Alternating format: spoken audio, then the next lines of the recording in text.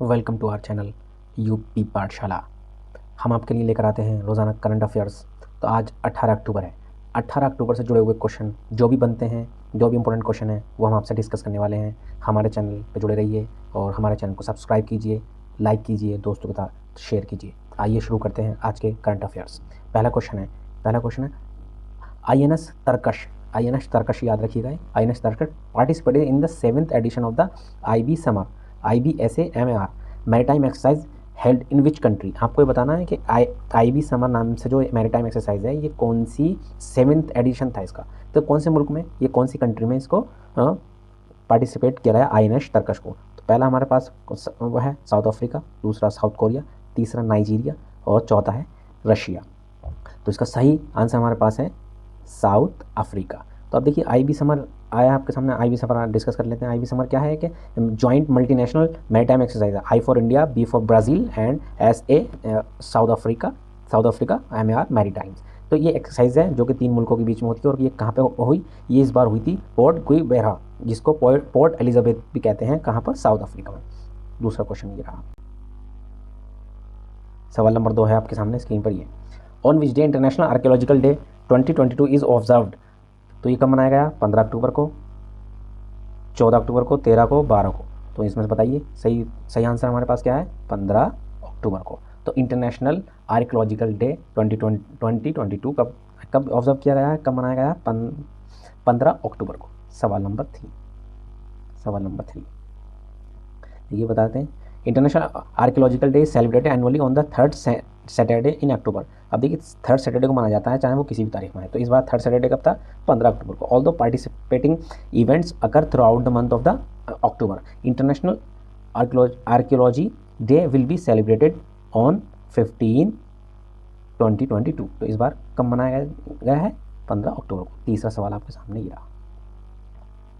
तीसरा सवाल, India participated in which edition of the east Asia summit education ministers meeting in Vietnam. तो आपको बताना है कि इंडिया जो पार्टिसिपेट किए हैं east Asia summit education ministers, वो उसका कौन सा एडिशन था? 3rd था, 4th था, 6th था एंड 10th था। तो आपको बताना है, ये बताइए कौन सा है, कौन से एडिशन में पार्टिसिपेट किया इंडिया ने, कौन से एडिशन में? तो इसका पहला 3rd, 4th, 6th और 10th। तो इसका सही आंसर हमारे पास C यानी 6th एडिशन था ये इस समिट का। तो कौन सा समिट है? East Asia summit education minister meetings. तो आपको अब बताना है, थोड़ा डिस्कस कर लेते हैं। तो India participate in the 6th east Asia education minister summit in Hanoi. ये कहाँ हुआ था? वियतनाम में। कहाँ पे हुआ था ये? वियतनाम में। क्वेश्चन नंबर आपके सामने है 4। क्वेश्चन नंबर 4 ये रहा। Question number 4, Which country has topped the 2022 commitment to reducing inequality CRI index prepared by Oxfam International and Development Finance International DFI, इसको शॉर्टकट में खोलते हैं। तो ऐसी कौन सी कंट्री है जो CRI यानी इनइक्वालिटी को रिड्यूस करने पर टॉप पर रही 2022 में? तो ये कौन सी वो संस्था है जो बनाती है? ये है DFI। इसकी फुल फॉर्म क्या? International Oxfam International and Development Finance international DFI, इसको शॉर्ट फॉर्म में DFI बोलते हैं। तो आपको बताना है इन चारों में इस लिस्ट में टॉप पर कौन रहा। तो पहला आपके पास है स्वीडन, दूसरा फिनलैंड, तीसरा नॉर्वे, चौथा है नीदरलैंड। तो 4th का सही जवाब हमारे पास है नॉर्वे। क्या है इसका? 4th का C, नॉर्वे। तो नॉर्वे ने इस बार जो CRI में है सबसे बेहतरीन परफॉर्म किया है, इसलिए वो इस लिस्ट में टॉप पर है। तो Norway has topped the 2022 commitment to reducing inequality CRI index prepared by Oxfam International and Development Finance International. तो ऑप्शन C बिल्कुल सही आंसर है। क्वेश्चन नंबर 5 रहा ये। Which states MP Aparajita Sarangi has been elected to the inter parliamentary union. तो आपको ये MP हैं अपराजिता सारंगी, ये MP हैं। तो आपको बताना है ये इंटर पार्लियामेंट्री यूनियन में इलेक्ट हुए हैं। तो आपको बताना है कौन से स्टेट्स हैं। ये आसाम से हैं, कर्नाटका से हैं, गोवा से हैं या उड़ीसा से हैं। तो सही उत्तर क्या है इसका? D, तो ये कहाँ से, कौन से स्टेट से हैं? गोवा से। सही उत्तर हमारे पास क्या है? D, Goa. Lok Sabha member from Bhubaneswar city in Odisha, तो भुवनेश्वर जो है सिटी, वहाँ से ये MP हैं। Aparajita Sarangi has been elected as a member of the executive committee of the inter parliamentary union, IPU की ये क्या बने हैं? ये लोकसभा के इंटर पार्लियामेंट्री यूनियन में इलेक्ट हुए। Question number 6, how many digital banking units are going to be launched in India by prime minister. आपको बताना है कि डिजिटल बैंकिंग पर बहुत फोकस किया जा रहा है, तो कितनी यूनिट्स हैं जो हमारे prime minister Narendra Modi launch करने वाले हैं? 100 हैं, 25 हैं, 50 हैं या 75 हैं? तो इसका सही उत्तर क्या है? डी, यानी कितने हैं? 75। तो सही उत्तर हमारे पास है डी, 75। अब आपको बताना है ये question number 7, which company launched play points reward program in India. तो आपको बताना है इन चारों कंपनियों में से प्ले पॉइंट्स रिवार्ड प्रोग्राम किसने लॉन्च किया है? TCS ने किया है, विप्रो ने किया है, गूगल ने किया है, अमेजोन ने किया है। तो सही, इसका सही आंसर है, इसका सही आंसर है गूगल। तो गूगल एक कंपनी है जिसने कौन सा प्रोग्राम लॉन्च किया? Play points rewards program launch किया है इंडिया में। क्या देख, question number 8, Nitin Gadkari launched a pilot project on flex fuel strong hybrid electric vehicle.